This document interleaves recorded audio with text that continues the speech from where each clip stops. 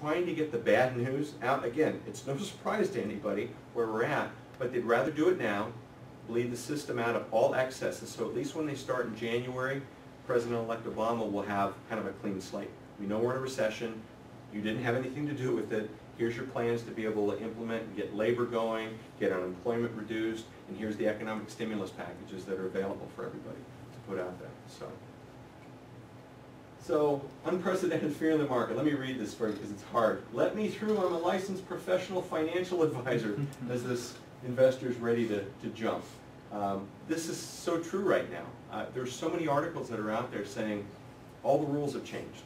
You can't go with a diversified portfolio. You can't do what you've been doing in the past. You have to reinvent yourself, and you have to get involved in puts and calls and do derivatives.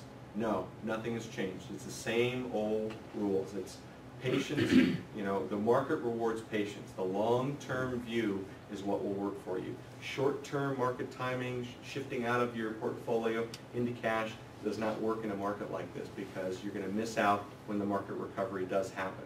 Very important to be in the market. This was Barry's favorite slide, and I will use it probably forever because of that. And there's a lot of really good information in this. This shows you the S&P 500 of the last 105 years. It shows you the average return on the S&P was 11.2%. But more importantly, and this is where there's a lot of hope in this slide, we can see over 105 years, the market's up more than it's down. 72% of the time the market's up, 20% of the time the market's down. The red lines are stocks, the blue lines are bonds. Bonds tend to be negatively correlated to stocks. Typically, market's down in stocks, bonds are up. Bonds are down, stocks are up. So what this tells us is that we've had 3 periods where we've had 3 years of back-to-back negative returns. The Great Depression, World War II, and a period everybody lived through here, dot-com bubble bursting, 2000, 2001, 2002. Now this is why this is so important right now, because in 2000, negative 9%, we had a great run. Lots of profit in the market. Very little downturn, okay? Again, too good for too long, so there had to be a correction. We had this buildup of the tech bubble. It's down 9%, everyone's okay, they made a lot of money. 2001, market's down about 12%. Well, it's been 2 years now, it's getting a little bit dicey, but I'm okay, I can go another year. You get to here, negative 22%. Now it's the 3rd year, now everyone says, enough's enough, I gotta get out, stop the bleeding. They jump to cash. The next year the market's up almost 30%. They miss out on all that upside. And then the subsequent years that more than made up for this deficit. Now, the reason it's so important to understand this from a psychological point of view is that these 3 years and their losses now roughly equal what we're at for this year. And because of that, we've had 3 years that's been compressed into 1 year for the fear and the terror for people saying, enough's enough, I have to get out of this. And it's a matter of just letting you know nothing has changed in the fundamentals. We have a lot of excesses that were built in the market. We had a lot of very, very positive years in the past.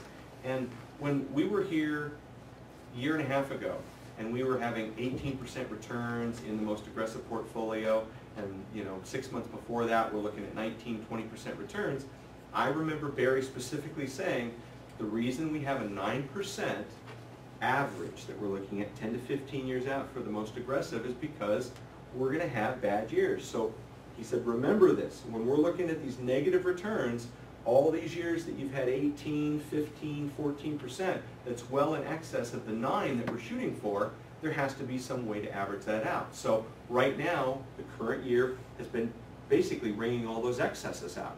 So what's happened though is it's changed significantly the performance of the 10-year numbers. And that's why as we get further into the slide, I'm going to show you how dramatically it shifted from 1 month to the next and why it's also going to equally shift as fast when we start dropping off bad years. This is showing you 20-year annualized rate of returns for various asset classes. Now, you would be surprised to learn that REITs, real estate investment trusts, are the highest over 20 years, 12.6% rate of return. Currently, REITs are a bit challenged, particularly in the commercial market with what's going on. S&P 500, 20-year returns 11.9%. Gold, down here at 2.4%, that becomes the haven when people get scared. But more importantly, the average equity investor ends up making roughly 4.5%. Now, why is that? Because they're in and out of the market. They get into equities, they get out and go to cash. Things start to turn around, they get back into equities, they get out and go to cash. So they're selling at the low and they're buying at the high. That's why their average rate of return is 4.5%. Well, this is challenging when you can get, 10-year treasuries for, 3.5% with no risk right now. So if you're going to do that, at least you know what you're in. But these asset classes change quite a bit from year to year, but overall, they prove out that equities are a good place to be if you have the stomach for them. So where does that bring us right now? Well, our range of returns within your portfolios, we have a spread in here. This is the most aggressive, the balanced, the moderate, and the conservative. These are range of returns. The median range, 9% is what we expect for the all equity, 8.4 is what we expect for the aggressive, 7.8 for the balance, 6.8 for the moderate, and 4% average for the money market. These are 10 to 15-year rates. And this information's in your packet, so you have it in there. What we're doing here is we're showing you degrees of risk within the portfolios. In any given year, if we go from this set of dotted lines to this dotted lines, from -5% to 23.7%, that's one standard deviation, or 66% of the time, all the returns are going to fall within that range. If we go out to the extreme here at the ends, -17% and 41%, that's two standard deviations. That means 96% of the time we're looking at those range of returns. There's another 4% that's beyond that. We're in that range now. We're in 3 and 4 standard deviations in the level of risk, looking at 43% in the way of negative returns for the year. So this is based on 1 year. So we are expecting a normal range to be like this. Again, because it's been so accelerated, it's really messed up the 10-year numbers that you're going to see in the portfolio because of what's happened. But we do want you to understand that these are diversified. There's nothing that needs to change in them. They're doing exactly what they're supposed to be. But when suddenly you have all 12 asset classes that all were negative for the last month, there was no positive returns, including in money market, relative to what was going on. No positive returns in any of those asset classes.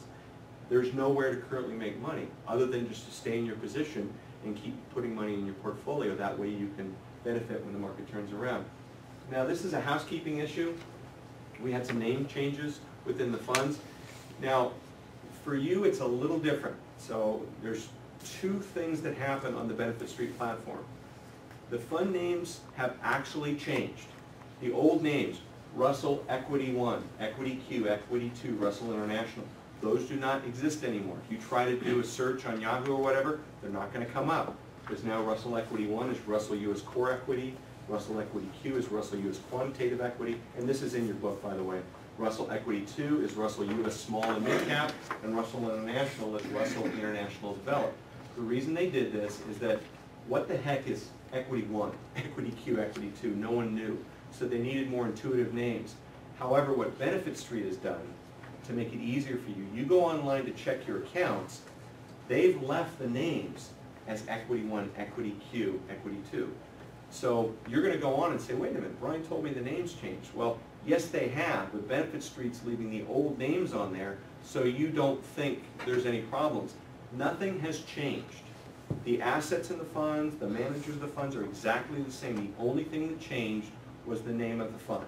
So that's why Benefit Street felt we don't need to change that. It's a little confusing, but these Equity 1 and Equity Q don't exist anymore. If you try to run a Morningstar report, it doesn't exist for current information. So that's why I need to throw this in there so you understand there is a difference now in the name of the funds. Now, this is a revamped way of showing you your old pies. Before we had the 5 pies that were up there, it's the same thing. Most aggressive, balanced, moderate, money market, except that this, in our opinion, is an easier way to be able to see what you have. These are the percentages of each one of the assets that we have in here. Total out to 100%. It shows you the range of returns, 9%, 8.4, 7.8, 6.8, and 4, and it shows you the risk that's associated with the portfolios. So it's an easy way to see, if I'm in most aggressive and I just can't take what's going on right now, if I shift over to aggressive and 80-20, It's not a huge difference, 25% asset allocation to 20%. You know, you lose